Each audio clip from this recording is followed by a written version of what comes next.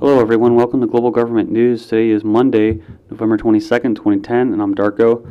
I'd like to ask new listeners to please visit my website at www.ggnonline.com. That's ggnonline.com. You can locate the latest news videos that I post for Global Government News and learn a little bit about who I am and what I'm doing.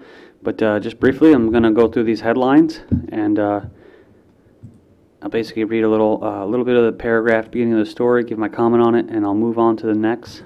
I have a lot of news to cover today. This is the war on terror, liberty, sovereignty. I'm going to have to break it into two videos because I have a lot of news.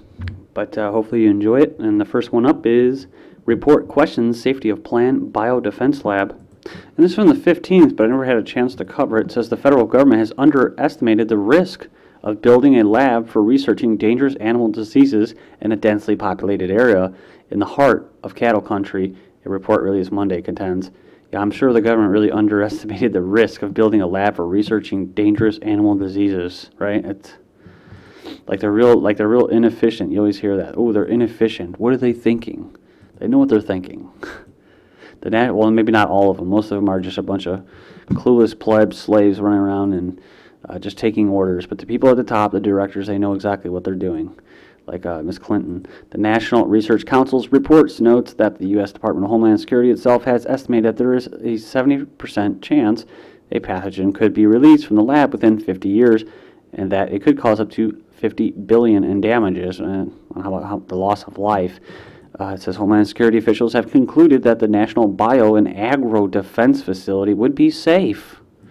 The $451 million lab would be built on the north side of the Kansas State University campus in Manhattan. The Research Council calls the assessment not entirely adequate or valid. The council, which is affiliated with the National Academy of Sciences, specifically avoids saying whether the new lab should be built in Kansas, but its report also says that the site in the heart of cattle country and near Kansas State's football stadium adds to the risk. This is the type scenarios that I see in our future as far as the big one, right? The big false flag that basically sets off martial law, and I call it the processing stage, where people go into FEMA camps or where you're going to have checkpoints. It's the processing stage where if you want to get around, you better get your biometric thumbprint, your face scan, give up your DNA if you haven't already, get your little national ID card or whatever, and make sure that you get on board with everything that's going on. So I see one of these things. Oh, a biological pathogen escaped from a government lab. I mean, come on, dude. I mean, this has been talked about in sci-fi movies and other movies so that people can say, oh, you saw that in the movie. Well, when it really happens, then I guess we'll see. Moving on here, Germany raises security level over terror threat. It says Germany sent hundreds of police officers into railway stations, airports, and other public places Wednesday after the nation's top security official warned of an increased threat from Islamic terrorists. So they're going to come and get us, or the Germans. It says, I don't really like these little things that pop up so easily. German government warns of possible November terrorist attack. It says Berlin, Germany increased security at airports and train stations Wednesday. It says after the government received indications a terrorist attack may be planned for the end of November. It says there were concrete investigative leads that the militant Islamist groups were planning attacks on Germany. Interior Ministry Thomas Maier told a news conference but gave no details. Intelligence agents feared attacks on Christmas markets or similar popular events, media reported. Moving back to Germany, German Reichstag partly shut after security scare. So, it says the Reichstag in Berlin was abruptly closed to tourists without prior bookings on Monday after reports of a plot by Islamist militants to attack Germany's historic parliament building. And, I mean, who are the biggest terrorists of all, right? They just destroyed this country.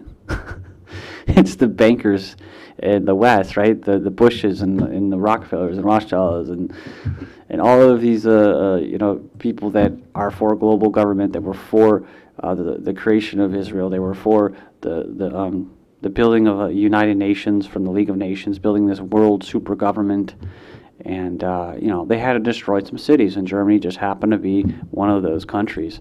And they don't really have any sovereignty over there, and they're basically being used to bail out other countries. and it's just a crappy situation. But I like how they say that to attack Germany's the biggest terrorists. They just destroy this entire country, including the Reichstag and all that, and it's just funny that they, the terrorists, the Islamic militants are going to attack them. Well, if you know your history, you know that the Islamic militants actually worked with the Germans at one time because they saw eye to eye with them. But like I said, the German country has been taken over, much like the United States and all the other ones. So, Germany to scrap conscription mid-2011. Germany's defense minister announced Monday the nation will end conscription in July 2011 and switch to a slimmed-down volunteer military service of some 185,000 troops focused on missions abroad. So it sounds like, they're going to stop it, but no, they're still going to have 185,000 troops. And they say voluntarily, which implies that the ones that they have now are all mandatory and they were drafted. I find it hard to believe, but hey. It says, China, South Africa pledge to enhance military ties. China and South Africa on Thursday pledged to enhance military ties. And this is a pretty big deal, kind of, it's anything with China and Africa, the West and Africa, and doing these deals, whether the resources or labor or anything, is pretty important. They are considered the African American Union, and then you have the Asian Union, and then you have the North American Union, and of course the EU. So the pledge came out of the meeting between the Chinese defense minister and South African Secretary of Defense, who were for the fourth meeting of China-South Africa Defense Committees. So it was hailing the traditional friendship and deepening military ties between China and South Africa. So let me move on here to this story. It says Africa labor abuse denied. Chinese companies Thursday denied allegations by a Zimbabwe trade union that Chinese construction firms had violated labor laws there by underpaying and abusing local staff. So, and it says there is no ill treatment of workers at my company. We provided protective clothing to local workers and pay them according to regulations set out by the local trade unions. We have adjusted working hours to meet workers' demands. We have raised their pays twice since the last year to counter the devaluation of the local currency. There you go, guys. EU lashes out at Israel over Gaza siege. The European Union's foreign policy chief, Catherine Ashton, has criticized Israel for not easing the 3-year blockade on the Gaza Strip. And I think there's some people that they still don't want to recognize the EU as some kind of actual legitimate government over their country, over their sovereignty, right? So you know that this right here is just PR. They don't give a shit about Gaza or what Israel's doing. Israel launches naval military drills. Israeli naval forces have launched a 3-day military exercise on the naval bases of Eilat Hefe, according to military officials.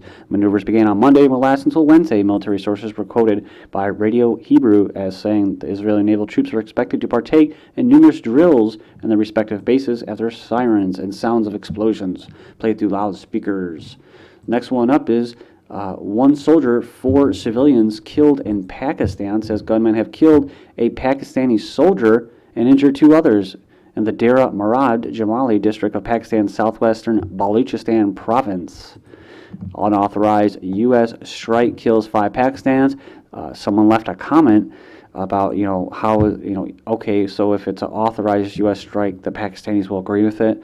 No, they don't agree with it. I don't agree with it, and that's why I'm covering it. So I just wanted to point that out to the person who left that comment, whether it's authorized or unauthorized. It's just, there's different sides of the media, and so the Iranians and Press TV and that, they're not really for any strikes in Pakistan.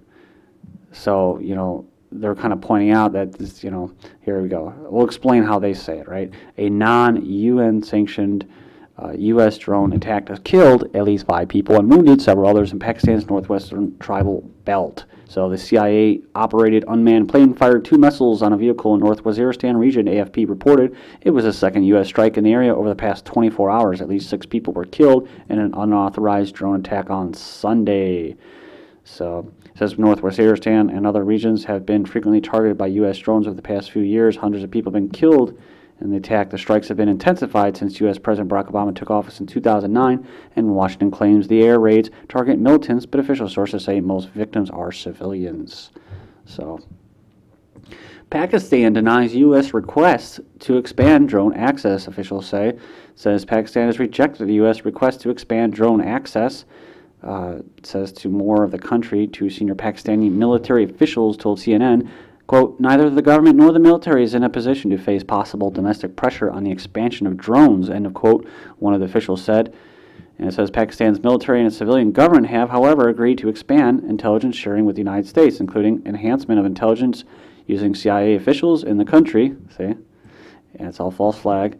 A second official said Pakistan has given a green light to the U.S. to enhance its intelligence capability on Pakistani soil. So it's similar to basically the money that comes in from the West, mostly the United States.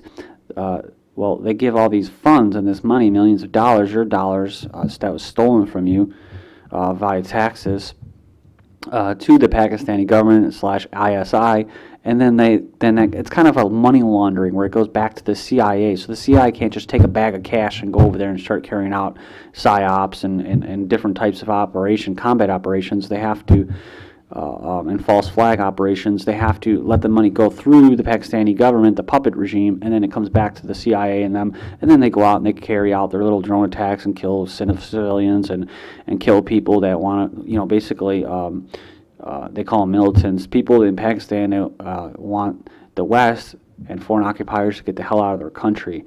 So that's basically how it is, and that's how it works.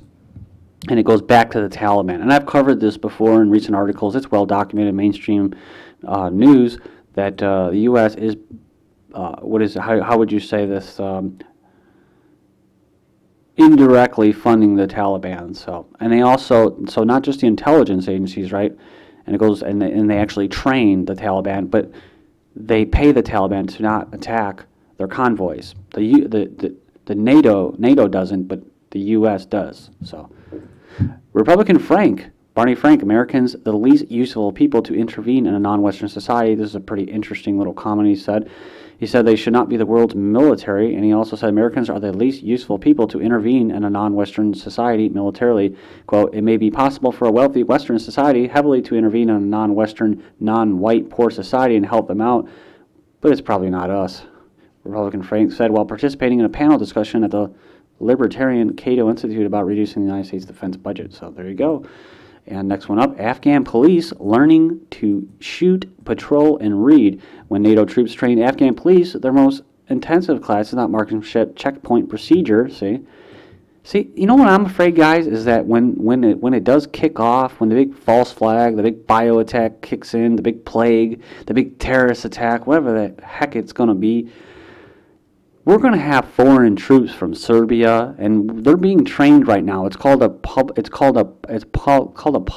or a private partnership. I'm sorry, not public-private partnership, but it's called a partnership. Let's just leave it at that. I've read articles before about Ohio training with the Serbians, and Indiana, a state militia or state guard training with foreign, Yugoslavia. That's what they do. Each state has a country attached to them, right? A NATO country or a UN country, and so when the shit hits the fan, these little countries are all going to send 100 people here, 100 people from this country, 100 people, and they're all going to be well trained, and they're going to be used to working with the U.S. Just like the U.S. and the National Guard have been nationalized, they've been federalized, and they've been globalized. The National State Guard, which is used to handle local state issues, is now a global army. That is insane when you think about that. State National Guards are global armies working with these other countries, and they will be carrying out these checkpoint procedures. This is what all of this is, this war on terror over there, and that's what they're doing. They're carrying out exercises and training. The whole thing is a training exercises. So let's look at this. Let's see what Joseph Stalin had to say. Education is a weapon whose effects depend on who holds it in his hands and at whom it is aimed. So there you go, folks. That was from George Orwell interview in 1937.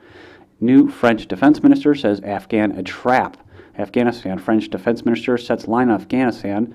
And we're going to be running out of time here, so I'm going to ask you please to join me in part 2 of the War on Terror, Liberty, Sovereignty. This says think tank 92% of Afghans never heard of 9/11. And why? Because half of them don't have TVs.